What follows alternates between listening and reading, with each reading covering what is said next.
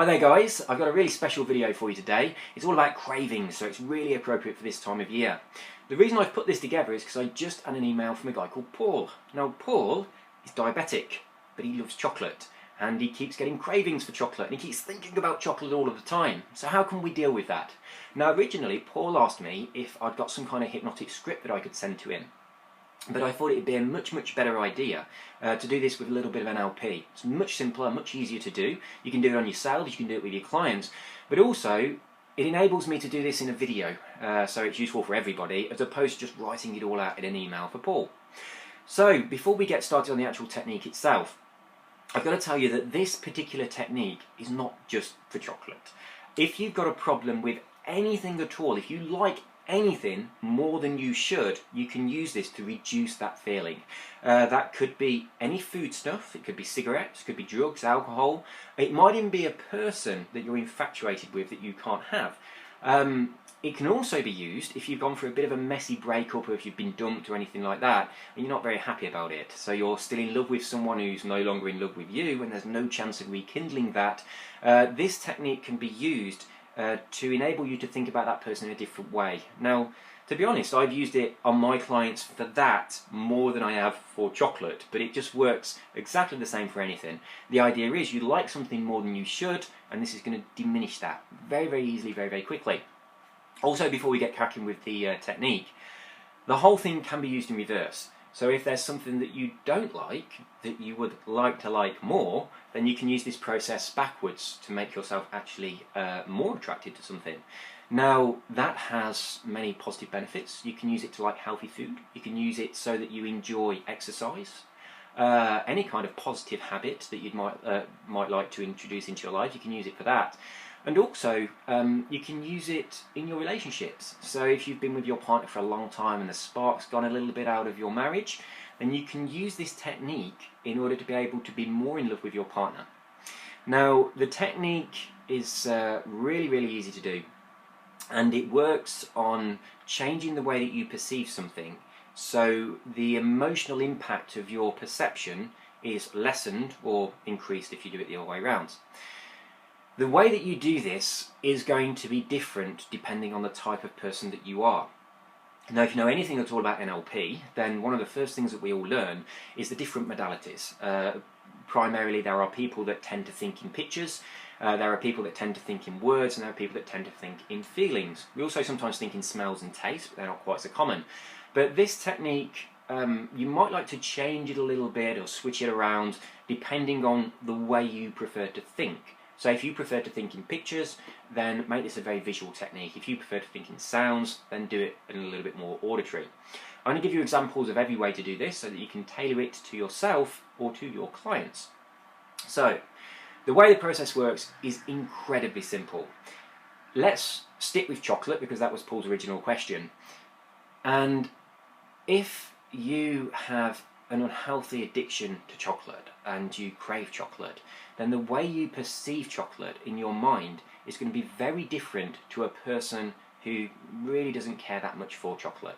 What we're talking about here is a polarity between having a strong emotional attachment to something and not really caring about something.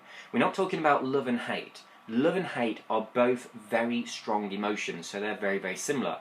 We're talking about love or hate versus indifference. So if you love chocolate and you think I'd rather not love it so much, we're going to get you to a point where you're really not that bothered about it. If you're infatuated by somebody, we're going to get to a point when you're not bothered about that person. It could be any stranger. Equally, if there's someone that you hate or something that you hate, we can shift that to a point where you're not bothered about them. Or of course we can move it towards a point where you really love it or a point where you hate it. But we're looking for that indifference, reducing the emotional attachment. So, chocolate. If you love chocolate and somebody says to you, would you like a slice of chocolate cake or would you like some chocolates, or if you think about some chocolates, then the way you perceive that in your mind is going to be a really attractive image. It'll probably be very close to you. It'll probably be a colourful image. It'll probably have 3 dimensions. It might be a moving image like a video. There's probably a smell there as well. You might be able to taste the chocolate. There might be some feelings associated with the chocolate. Now, as I'm talking about this, I want you to visualise chocolate in your mind, and as we do go through this, your cravings for chocolate are going to skyrocket. So just imagine that image of chocolate in your mind. Maybe it's a chunk of chocolate that you've broken off from a bar of chocolate. Now think about how big it seems in your mind. Is it normal sized, which is only quite small, or is it really big, much bigger than it should be? Think about the location of that image in your mind. When we think about something, we have an internal image. It's not necessarily internal. Sometimes we sort of visualise outside of our minds. Now the easiest way to do this is to close your eyes, imagine the chocolate, and then imagine that you're grabbing hold of the chocolate. And then open your eyes and look at where your hands are. Now that represents where you visualise an image in your mind that is associated with strong positive feelings.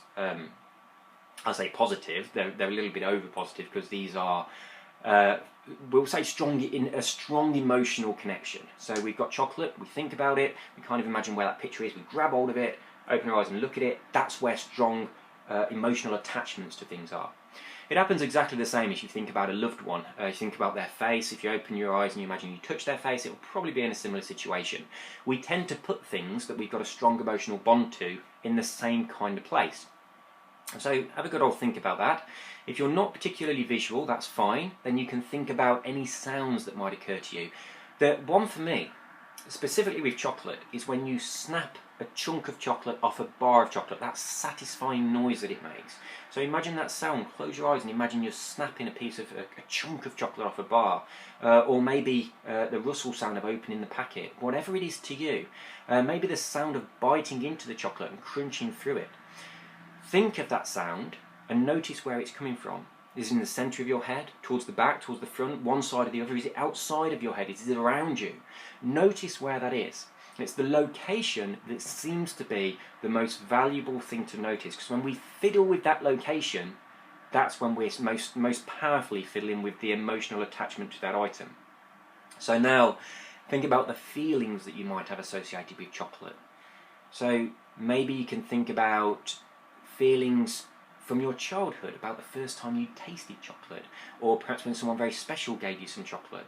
So think about the emotional attachment to this. Maybe as a child you were rewarded for being good with chocolate. That used to happen to me, so I got a strong emotional bond with the idea of receiving chocolate, and that being a sense of I've done good, I've been a good boy. So when I have chocolate and I taste it and those feelings come back, I've been a good boy. So a lot of people have strong attachments to chocolate in many different ways. It's often used to reinforce good behaviour as a child, and that becomes associated, a bit like Pavlov's dog. The idea of ringing the bell and the dog salivating, it's the same thing. We feel that sense of pride that we've done good, we've pleased somebody, and it gets connected to the taste, the smell, the texture of chocolate. So think about all those things and notice how you perceive them. Specifically the location that we've talked about. Also think about other things, like if you see the image, notice whether it's bright or dull, whether it's colour or black and white, exactly where it's located. Notice if there are any sounds and the quality of those sounds, whether they're deep, nice brown tones or whether it's quite a shrill sound. Notice where the sound seems to be coming from. If there's a kind of sound as you think about chocolate, is it you making that sound or is it someone else's voice inside your head?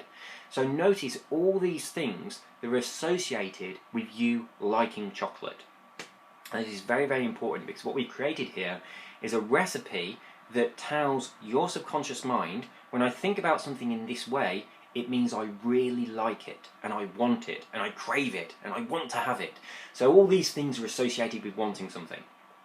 Now all we need to do, in order to be able to get the mind to move from desiring something to not really caring about it, is to change these things. Now the easiest way I can explain this to you, if you imagine that you've got a TV remote control and you're looking at the picture on the TV and then you turn the colour all the way down. So rather than being all nice bright colour, suddenly gets drained all the way down to just black and white. Then you imagine that you turn the volume all the way down, so there's no sound whatsoever. Then you imagine that you turn the contrast, I suppose, up, so it just goes black and white as opposed to being able to have distinguishable grey tones. Imagine that you then reduce the size of the television screen so it's really small. Then the most powerful one, you change the location of the screen, so you move it away from you so it appears that it's very far away. these are the kind of things that we're going to change about this internal representation of the way you perceive chocolate. Now, the easiest way to do this, by far, is to do this very, very simple visualization exercise. Once you've done this, once you've done this a couple of times, it's very easy to do. You can do it in any situation. You can do it, you don't even have to close your eyes. You can just very quickly visualize this in your mind. It takes seconds. And the place where this is going to be useful is when you're at the supermarket, you're waiting in the queue, and you've got that point of sale merchandise and all the chocolate bars there trying to tempt you. If you do this specific exercise at that point, it's going to diminish your desire for that chocolate. And the simple exercise, what you do, you imagine that you've got whatever it is that you want to reduce your emotional attachment to, a bar of chocolate, some chocolate cake, a muffin or whatever. You close your eyes and you imagine that in whatever way is natural for you to imagine it. So it might be just in your hands, it's really close. And then you imagine, excuse the bong, that's just some email arriving. You then imagine that this image is being shrunk down and you see a border around it, almost as though it's being turned from a real object into a photograph of an object, and then you hold that photograph in your hand. So rather than imagining you've got the actual item, you imagine you've got a photograph of the item and you see that, so you're holding it and you're visualising that you're looking at it. Then drain all the colour out of it so it becomes a black and white photograph. Then imagine that it's becoming aged, so it's becoming a little bit tatty, a little bit worn. The next thing you do, and this is very important, you imagine that you're in a very long corridor, and at the end of the corridor in front of you there's a flat wall, and you're going to walk all the way down the corridor to the end, to the wall, and you're going to take this photograph that you got and you're going to stick it on the wall. You're going to blue tack it to the wall. Then you're going to turn around and walk away from it, facing away from it, all the way back up to me. Now, when you do this, when you're out in real life, or even just visualising this now as I'm talking to you, you don't actually physically move. You just close your eyes and imagine this event happening. So the picture gets shrunk down, you're holding it, black and white picture, you then walk to the end of the corridor, you stick it to the wall, you turn around, you walk all the way back to me. Now you turn around and you look at the picture all the way over there. It's very small and it's black and white. If there are any sounds, they're now very distant and away from you. They're very, very quiet, even if you can hear them at all. When you perceive the chocolate in this way, your emotional attachment to it is reduced. Now, if you still feel any cravings at this point, then there's a second trick that you can do. What I'd like you to do is, as you imagine yourself standing there, looking at the picture of the chocolate all the way down the end of the corridor, just imagine that you're stepping out of yourself. So you're kind of going backwards out of your own body, and then go off to the side. So imagine like an L-shaped corridor, so you've gone around the corner. So the chocolate picture is all the way down the corridor, out in front of the you that you've just stepped out of. The you is that you've just stepped away from is standing looking at the chocolate, and you've gone down there, down another corridor, like a right angle, so you can't see the chocolate anymore, but you're looking back at yourself, looking at the chocolate, and as you stand down there, you look at yourself, looking at the chocolate, and that's how you think about it. So it's a double disassociation. The chocolate's over there, a version of you is over here, and then you are over here looking through this L shape. So that's how I'd like you to perceive this. When you think about things this way, it changes your emotional attachment to them. The next time you think about chocolate, it might be back here in front of you, bright and colourful and very, very tempting. If it is, just do the process again. Once you've done this a few times, there's something in your mind that suddenly clicks and it says, okay, from this moment forward, that's the way I'll think about chocolate. And from that point on, you'll find that whenever you think about chocolate, it just doesn't really bother you anymore. You're not really that interested in it. Your emotional attachment to it has been reduced and you couldn't really give two hoots about chocolate. Now, this works for pretty much anything that you have a strong emotional attachment to. All you got to do is shift it away from you. If you want to get a little bit more technical with this and suit it to you personally, then what you can do is think about something that you don't really care for, and you can very, very carefully think about the ways you represent that to yourself, where it's located, what type of colours are in the image, whether it's 3D, black and white, whether it's moving, are there any sounds, are there any feelings. Get all of that, and that becomes your recipe for something you really don't care for.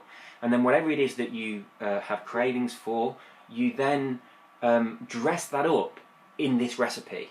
So that would be kind of more personally suiting it to the way your particular brain works. But this idea of going and putting it down the end of the corridor as a small black and white picture and blue tacking that to the wall and walking away from it, that tends to be universal. It tends to work for everybody. And the exact opposite works very, very well, is in bringing something close to you, making it colourful and big and bright and 3D and stepping right into it and giving it a smell and a taste.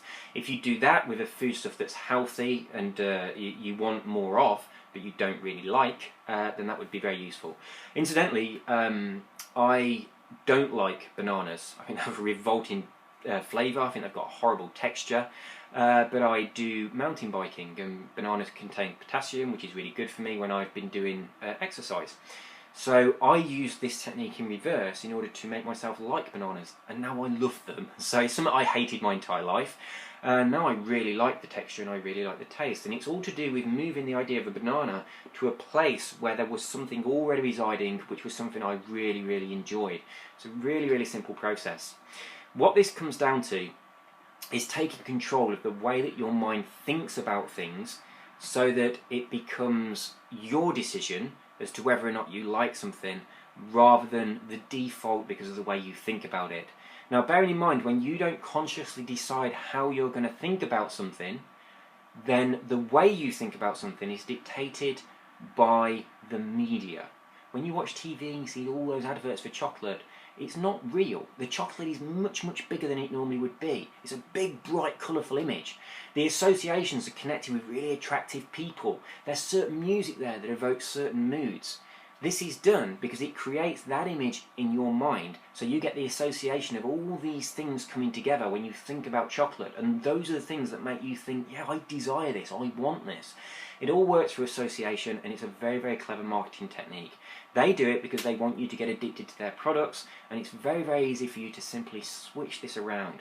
Just drain all of the life out of the image. Make it black and white, two-dimensional, make it still if it was moving, drain all of the emotions out of there by taking away any sounds, moving it away, blue tacking it to the wall. It's an easy process. You can do it with yourself, you can do it with your clients. I really hope that you have a lot of fun messing about with this. Don't stick with what I've given you, experiment.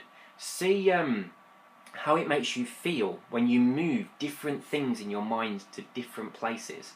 And if you have a bit of trouble moving these things around, a little trick that I quite often use, if you actually close your eyes, think about the thing and then grab it, and then with your hands actually move it to the new location, and then when you get to the new location, click it in place. If you imagine a Tupperware box, the noise it makes when you snap the lid into place, that click sound, if you move the thing and you snap it into place with that satisfying click sensation, it seems to lock it there much more successfully. Now, I will guarantee that it'll move back. It will try and move back because that's what it's been doing for the whole of your life. But you move it back again and again and again, and within probably about 5 or 6 times of doing this, your brain gets the idea, and from then on, when you think about something, it's in the new place. So that's all there is to it. Just move the things around in your mind, but remember to manipulate the visual images, the sounds, the feelings, and whatever it is that you associate with that product. All of the different modalities that you use to represent that to yourself internally, move them all and then disconnect yourself from it. And if you still need to disconnect yourself even more, step out again. So that's all. I really hope that you have fun with this, and it really helps you to get through the holiday season without eating too many chocolates. So you take care, have a wonderful day, and if you found this useful, then you have Paul to thank, because it was his email that's inspired me to make this little video. Take care and have a wonderful Christmas. Bye bye.